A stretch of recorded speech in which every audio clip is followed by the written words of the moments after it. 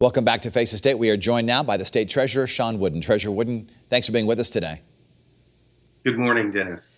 The video from Minneapolis of George Floyd being kneeled on by the officer is just so disturbing. It's so difficult to watch. And I'm wondering, you wrote in an op-ed recently that you were pulled over by police once. Have you ever had any difficult situations with police growing up?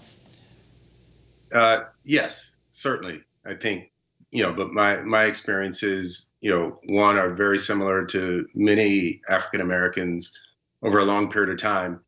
And I'm still here to talk about it. So I'm actually lucky.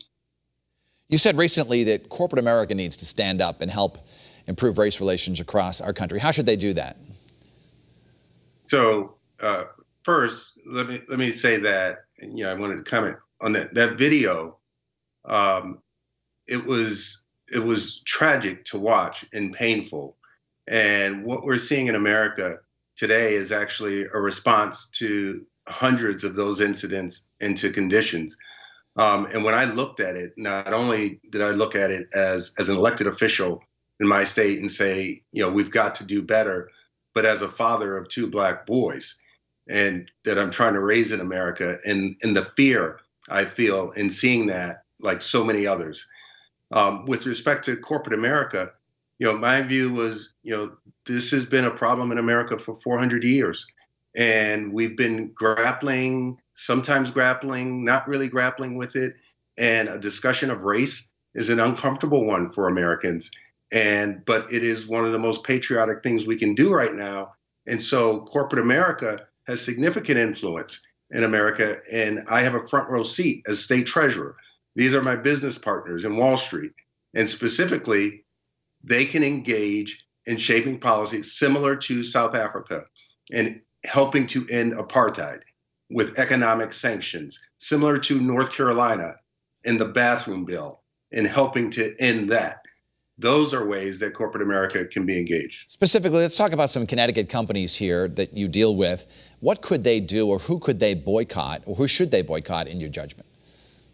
Well, I think boycott is just one tool and one example in terms of a way to engage. But the levers of power and influence are vast. Ultimately, we have to get to dismantling institutionalized structural racism in our state. And that includes education disparities. That includes housing disparities. That includes healthcare disparities, which is underscored by this COVID-19 pandemic. So it's really coming together around all of those issues. One of my business partners, they've just announced a $1 billion fund that they are going to use to help close economic disparities and do exactly that. I've reached out to over 400 corporate leaders in America and shared the op-ed and trying to bring them to the table in a dialogue, but not just a dialogue that's about talking, but about concrete action and steps. We don't have all the answers, but we need a collective will and a commitment in this country to solve these longstanding challenges. What is your message to the protesters and the demonstrators out there? What should they be doing? First, to the protesters and demonstrators, I am with you.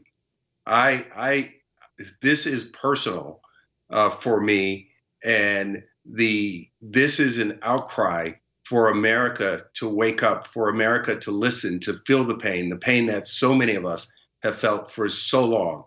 And beyond that, the message is, let's not let this just be a moment of protest, just be a moment of outrage, like so many moments that we've had before, but let this be a moment to translate tragedy and pain into purpose, a purpose for our nation.